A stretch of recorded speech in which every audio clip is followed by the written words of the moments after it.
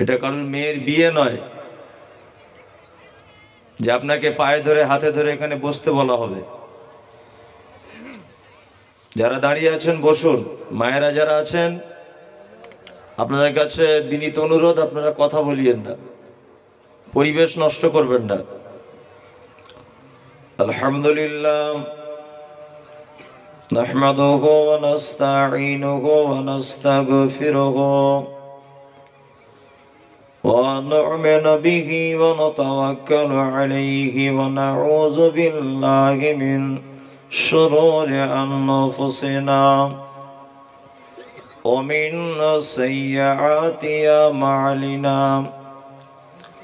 من يهدي الله فلا مضل له ومن يضلله فلا هادي له ونشهد أن لا إله إلا الله وحده لا شريك له الذي أرسله بالحق بشيرا ونذيرا وداعيا إلى الله بإذنه وسراجا وقمرا منيرا.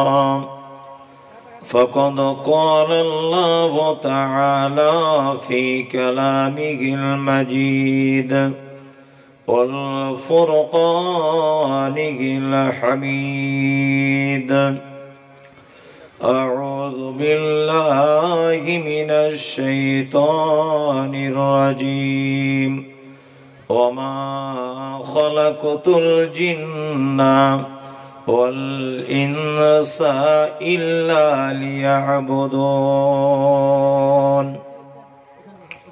আজকের জলসার সুযোগ্য নির্বাচিত স্বনামধন্য যোগ্যতম সভাপতি, উপস্থিত আমন্ত্রিত ওলামায়ে কেরাম,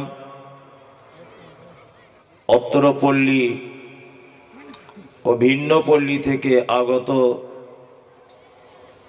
দিন পিপাসু বাপ এবং ভাইরা, মা এবং বোনেরা, যারা এসেছেন, চলে গেছেন, আসছেন, নারী পুরুষ আবাল বৃদ্ধ বনিতা নির্বিশেষে সকলকে জানাচ্ছি আন্তরিক শুভেচ্ছা, ভালোবাসা, প্রেম, মোবারকবাদ, ধন্যবাদ, সাধুবাদ, স্নেহাশিস যথাক্রমে শ্রেণীগতভাবে।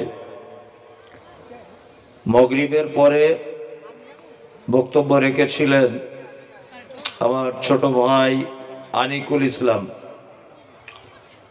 তারপরে বক্তব্য রেখেছেন আমার বন্ধুবর নুরুল ইসলাম রাহিমি সাহেব, তারপরে 2-1 মিনিট বক্তব্য বা বিভিন্ন কথা রেখেছেন আপনাদের গ্রামের কৃতি সন্তান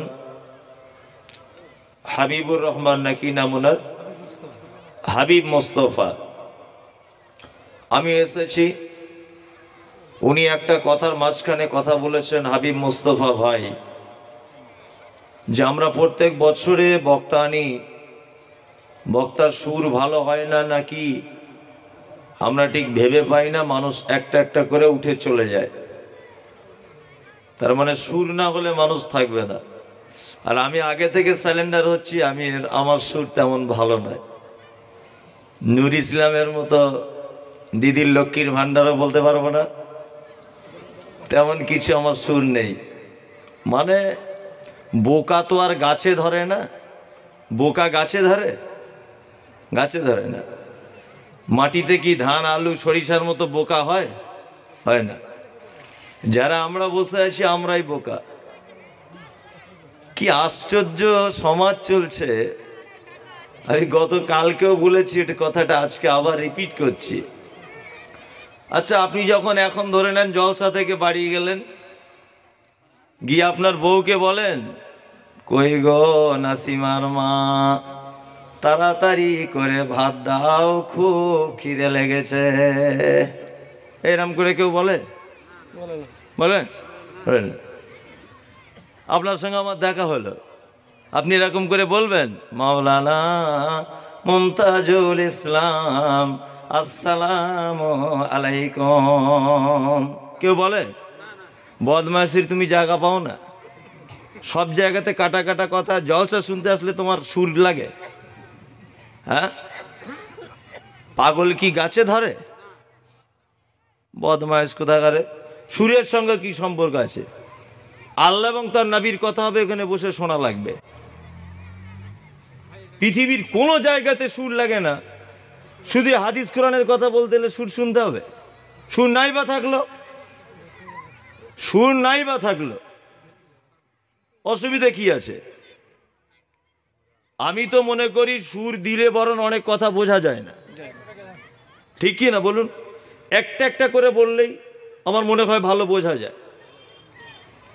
তা আপনি 1 বছর থেকে তপস্যা করছেন আমাদের গ্রামে জলসা হবে, একটু শুনবো, তা যদি সুরই শুনে চলে যান, তা আপনার জীবনের কোনো উপকার হবে বলুন?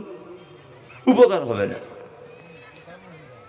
একটা বাগান, এটা একটা জমি ধরে নেন, এই প্যান্ডেলটা, তা এইটা যদি আপনি পরিচর্যা না করেন, পরিচর্যা যদি না করেন, তাহলে এটা একদিন এমন দিন আসবে আগাছাতে পরিপূর্ণ হয়ে যাবে, আর চাষ করা যাবে না। যাবে? তাহলে মাঝে মধ্যে এটা পরিচর্যা করা লাগবে। কি করা লাগবে? পরিচর্যা। ঘাসগুলো উপড়িয়ে ফেলতে হবে, জমি কোদাল দিয়ে সাইজ করা লাগবে। লাগবে কি লাগবে না? তবে উপযুক্ত হবে। আর আপনি যদি এটাকে না যত্ন করেন, তাহলে এটা আগাছাতে ভরপুর হয়ে যাবে, চাষের অযোগ্য হয়ে পড়বে। তা আমাদের জীবনে, মানুষের জীবনটা একটা জমির মতো। এ কিভাবে পরিচালিত হবে, কেমন রাস্তায় চলবে, কি খাবে কি খাবে না, কি দান করবে কি করবে না, কেমন ভাবে জীবন পরিচালনা করবে, বাৎসরিক একবার জমি পরিষ্কার করা হয়। আর এটা যদি শুধু আপনি সুর শুনেই বাড়ি চলে যান, তাহলে এই জমি আগাছাতে ভরপুর থাকবে, পরিষ্কার হবে না। ওই জন্য আমি একটা একটা করে কয়েকটা কথা বলছি, শুনে নেন। সুর না হলে নাকি লোক পালায়। তা কি করে পালায় দেখি? যদি কেউ ইচ্ছা করে পালায়, ওটা আলাদা ব্যাপার, বুঝলেন না? একটা লোক তর্ক করছে আর একটা লোকের সঙ্গে, বলছি এটা যদি তুই আমাকে বুঝিয়ে দিতে পারিস, তাহলে আমার বউকে তোকে দিয়ে দেবো। তো বাড়ি গিয়ে বলছে যে খাদিজার মা, ও যদি এটা আমাকে বুঝিয়ে দিতে পারে, তাহলে তোমাকে ওকে দিয়ে দেবো, এটা তর্ক করেছি। তার খাদিজার মা খুব কাঁদছে। ও তখন বলছে আমি বুঝবো তবে তোমায় বোঝাবে, আমি তো বুঝবোই না, তোমাকে তোকে দেবো কি করে আমি? ও যতই আমাকে বোঝা কথা, আমি বুঝবো না ওর কথা।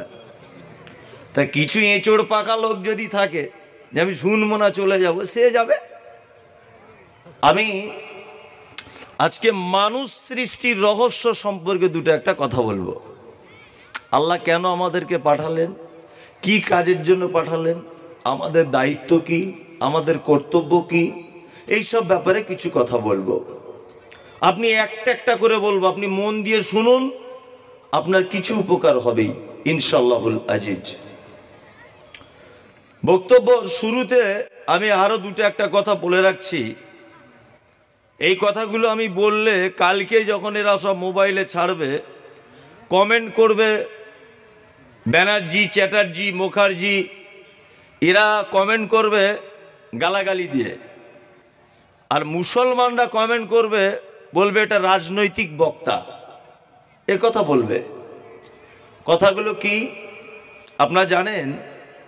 যে সারা ভারতবর্ষে একটা সিনেমার ফিল্মের মতো ব্যবসা বা কথাবার্তারা, রোমান্টিকতা, পলিটিক্যাল ব্যাপার যাই বলুন চলছে, তার নাম লকডাউন। দেখতে পাচ্ছেন? লকডাউন। আমার বড় আশ্চর্য লাগছে, প্রথম যখন আমাদের ভারতবর্ষে লকডাউন হয় আর করোনা যখন আসে, আচ্ছা বলুন তো এর জন্য দায় দেওয়া হয়েছিল কাদের? জানেন এটা? বলেছিল এ ভাইরাস ছড়িয়েছে নিজামুদ্দিন দিল্লি থেকে, জানেন তো? দিল্লি, ঠিক আছে, নিজামুদ্দিন নয় দিল্লি থেকে করোনা ছড়ালো। এবার ওমিক্রনটা কারা ছড়ালো? এটা তো একটা প্রশ্ন। এটা তাহলে কারা ছড়ালো? দেখবেন আর 2-4 দিন পরে পেপারে দেবে যে উজিলডাঙ্গা পাড়াতে জলসা হয়েছিল, ওখান থেকে ওমিক্রন পাওয়া গেছে। এই লিখলো বলি 2-4 দিন পরেই লিখবে। কারণ দুটো একটা কথা বলছি, ভালো করে বুঝুন। এই লকডাউন এইবারে যখন ঘোষণা হলো, এই লকডাউন ঘোষণার পরে বোলপুর শান্তিনিকেতনে একটা মেলা হলো। রবি ঠাকুরের উদ্দেশ্যে মেলাটা হয় শান্তিনিকেতনে। এখানে ওমিক্রন ঢুকতে পারেনি, রবীন্দ্রনাথ আছে তো ওই জন্য। তারপরে গঙ্গাসাগরে মেলা আছে, হয়ে গেছে দেখছেন, ওখানে ওমিক্রন যেতে পারেনি। ওমিক্রন খুব লজ্জা শরম বেশি, ওখানে ন্যাংটো সাধু বাবারা থাকে তো ওই জন্য লজ্জায় যায়নি। এখন বীরভূমে জয়দেবে মেলা হচ্ছে, জয়দেবে এই 3-4 দিন আগে মেলাটা শেষ হলো। এখানেও আল্লাহর রহমতে করোনা বা ওমিক্রন ঢুকতে পারেনি। এখন ওমিক্রন আর করোনা হচ্ছে সব থেকে বেশি কোথায় না, জলসা দিতে গেলে তখন থানা পারমিশন দিচ্ছে না, বলছে করোনা হয়ে যাবে। আশ্চর্য ব্যাপার। আর একটা কথা বলি, করোনা এখন আবার এত শিক্ষিত, দিনের বেলা বার হয় না, করোনা রাতে বার হয়। দেখবেন সব জায়গায় নাইট কারফিউ চালু করেছে, করেছে কি করেনি? রাতের বেলা বার হলে পুলিশ ধরবে, দিনের বেলা করোনা নেই। মানে রাতে নেতা মন্ত্রী এমএলএ এমপিদের অফিসে কাজ থাকে, করোনা আসলে অসুবিধা আছে। রাতে ঘুমায়, তখন গরিব গরিব মানুষ টোটোওয়ালাকে ধরে মার আর ফাইন কর। আমরা তো আর বার হচ্ছি না। আবার করোনা এত শিক্ষিত, অন্য কোথাও বাস করে না করোনা। করোনা এখন সব স্কুলের ভিতরে ঢুকেছে, বুঝলেন না? সব করোনা স্কুলের ভিতরে, স্কুল মাদ্রাসা মিশন এইগুলোতে সব করোনারা বাসা বেঁধে বসে আছে। কি আশ্চর্য ব্যাপার। আপনাকে একটা কথা আমি জিজ্ঞেস করছি, খুব ভালো করে উত্তরটা দেবেন তো। আচ্ছা, আপনাদের রোডে 100টা বাস চলতো, তাই 100টা বাসের মধ্যে করোনা কারণে সরকার 50টা বাস তুলে নিয়েছে রাস্তা থেকে। এই যে প্রথম বলেছি বোকা গাছে ধরে কিনা, দেখছেন না অনেক ট্রেনগুলো তুলে নিয়েছে, লোকাল ট্রেন নিয়েছে কি নেয়নি? নিয়েছে। কারণ বলছে করোনা ছড়িয়ে যাবে, বেশি ভাইরাস বেশি হবে। আচ্ছা বলুন তো, 50টা বাস, 100টা বাস চলতো, 50টা বাস তুলে নিয়েছে, তাহলে 50টা বাস চলছে। আচ্ছা এবার বলুন তো, এই 100টা টোটাল বাসের যাত্রী এই 50টা বাসই গুতোগুতি করে যাবে কি যাবে না? তাহলে করোনা বাড়বে না করোনা কমবে? বাড়বে। তাহলে সরকারের উচিত ছিল 100টা বাসের জায়গাতে 150টা বাস করে দেওয়া, তাহলে লোক পাতলা পাতলা করে যেত। যেত কি যেত না? যেত। এবার একটা কথা বলি, দেখবেন রাস্তাঘাটে পুলিশেরা মাস্ক নেই, 500 টাকা ফাইন, কোনো কাগজপত্র কিছু দেয় না, ফাইন। মানে এটা তো অরাজকতা চলছে, এছাড়া আর কিছু নয়। ট্রেনের সিট আছে 1000, প্যাসেঞ্জার উঠছে 1500, অসুবিধা নেই। বাসের সিট আছে 55টা, প্যাসেঞ্জার উঠছে 150টা, ওতে অসুবিধা নেই। অথচ একটা মোটর সাইকেলে 3 জনা বসে যান, ধরে ফাইন করবে। ঠিক বলছি না ভুল বলছি? তো তোমার সরকারি বাসে সিট আছে 40টা, লোক উঠেছে 80টা, তো এর ফাইনগুলো কে দেবে? এর ফাইনগুলো কে করবে? অথচ একটা মোটর সাইকেলে 3 জন উঠুন, ফাইন। গরিব মানুষ তার মায়ের ওষুধ আনতে গেছে বিনা মাস্কে, ধরে কুশমন্ডি বাজারে তার থেকে 500 টাকা ফাইন করছে। করছে কি করছে না? করছে। অথচ আপনারা দেখেছেন যে কলকাতার ডানকুনি ফ্লাইওভারের নিচে এক ঝাঁক ডাক্তারবাবু তারা প্রতিবাদী মিছিল করছে, মাস্ক পরলে বেশি করোনায় আক্রান্ত হবে। সোশ্যাল মিডিয়াতে দেখছেন, এগুলো দেখছেন? তাহলে বলুন, এ গরিব মানুষ একটা পটল বিক্রি করতে গিয়ে যদি 500 টাকা জরিমানা দিতে হয়, যারা মাস্ক পরতে হবে না বলে কলকাতার রাজপথে যারা স্লোগান দিয়ে বেড়াচ্ছে, সরকার এদেরকে অ্যারেস্ট করে ফাঁসির মঞ্চে ঝোলাতে পারছে না কেন? হ্যাঁ, বদমাইশির জায়গা পাও না, গরিব মানুষ বলে 500 টাকা জরিমানা করে দিচ্ছ। আর যারা মাস্ক পরতে হবে না বলে দিন রাত চিল্লামিল্লি করছে, তারা দিব্যি হালাতে ঘুরে ঘুরে বেড়াচ্ছে। কথা উচিত বলছি না অনুচিত? অনেক মানুষ বলবে যে আপনি সরকারের বিরুদ্ধে বলছেন। একদম নয়, আমি কোনো রাজনৈতিক নেতা নয়, ভোট টোট কাউকে দিইও না। কখনো মন গেলে দিই, দুবার একবার পঞ্চায়েতে দিয়েছি, একবার এমএলএ নির্বাচনে ভোট দিয়েছি। দিই নিয়ে কথা বলবো না, গণতন্ত্র দেশ, দিতে হবে আমাকে। আমি কোনো রাজনৈতিক লোক নয়। তবে একটা কথা বলছি, সবাই যদি চুপ করে থাকে তাহলে ভেবে নেবেন যে আপনার মাথাতে বাঁদর উঠে নাচবে। সবাই যদি চুপ করে থাকে। একটা লোক তার বউকে খুব মারছে, বুঝলেন, খুব মারছে, এত মারা মারছে, তার বউটা স্বামীকে বলছে, হা গো আব্দুল্লাহর আব্বা, তুমি আমাকে রাখবে না ছাড়বে বলো তো? তা তখন ওর স্বামী বলছে, মারের গতি দেখে বুঝতে পারছিস না তোকে রাখবো না ছাড়বো? যদি তোকে নিয়ে রাখতাম তাহলে অল্প অল্প ঘুষি চালাতাম, কিন্তু আমি যে ঘুষিটা দিচ্ছি তো 440 ভোল্টেজ, মানে তোকে মুখে বলতে পারছি না, মারের গতি দেখে বুঝতে পেরে যাচ্ছিস না যে তোকে আমি রাখতে চাইছি না, অন্য ফের বিয়ে করব। তা আমি এটা বলতে চাইছি, এত লকডাউন ফকডাউন এইসব না করে গরিব মানুষগুলোকে বিভিন্ন কৌশলে না মেরে একবারে তো দানা ওষুধ দিয়ে মেরে দিতে পারো। হ্যাঁ, খুব মস্তানি হচ্ছে, তাই তো? একটা বাঘ শুয়ে আছে, সিংহ, একটা সিংহ শুয়ে আছে, আর একটা নেংটি ইঁদুর সিংহর গায়ের উপর উপরে লাফালাফি করছে। আর সিংহটা মেরেছে নেংটিটির এক চর। আল্লাহ হারাম করে, আমি বনের রাজার, আমার কাঁধে উঠে নাচছে তুমি বদমাইশ। ইঁদুরটাকে ধরে বলছে, দিব, টিপে দিব, টিপে দিব, টিপে দিব। তখন বলছে, মহারাজ মহারাজ আপনি তো বনের রাজা, এখন আপনি যদি টিপে দেন আমি তো মরে যাব। তো আমি ছোট বলে আমাকে অবহেলা করবেন না, একদিন বিপদ আপনাকে আমি বাঁচাবই। তা মহারাজ তখন সিংহ বলছে, তো তুই ন্যাংটি ইঁদুর বাঁচার জন্য মিথ্যা কথা বলছিস? হ্যাঁ, তোর উপকার আমার কোনো কাজ করবে? আমি বনের রাজা। কিছু শিকারী তারা সিংহ শিকার করতে এসেছে, ওকে এখন ওই সিংহটাকে জালে বেঁধে ফেলেছে ধরে। এখন এই নেংটি ইঁদুরটা ওই জালের পাশ দিয়ে যাচ্ছিল, যেতে যেতে বলছে, মহারাজ সেই দিনে টিপে দেওয়ার কথা মনে আছে? বলছে, হ্যাঁ মনে আছে। বলছে, আজকে যদি বাঁচাতে এই জঙ্গলে কেউ পারে, আমি আপনাকে পারি। তো বলছি, তুই আমাকে বাঁচাবি? যে হ্যাঁ আমি বাঁচাবো। যে কেমন করে? বলছে, বাঁচাবো, তোমার দড়িগুলো সব মহারাজ কেটে দেবো আমি দাঁত দিয়ে।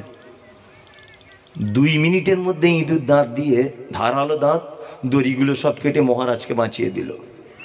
শুনুন, যারা এই গরিব মানুষদের ভোটে বসে মহারাজের দায়িত্ব পালন করছে, আপনারা হয়তো ভাবছেন যে যখন লকডাউন তখন হবে, যখন যেটা বলবো তখন হবে, এটা বন্ধ ওটা বন্ধ, 200 টাকা সরিষার তেলের লিটার।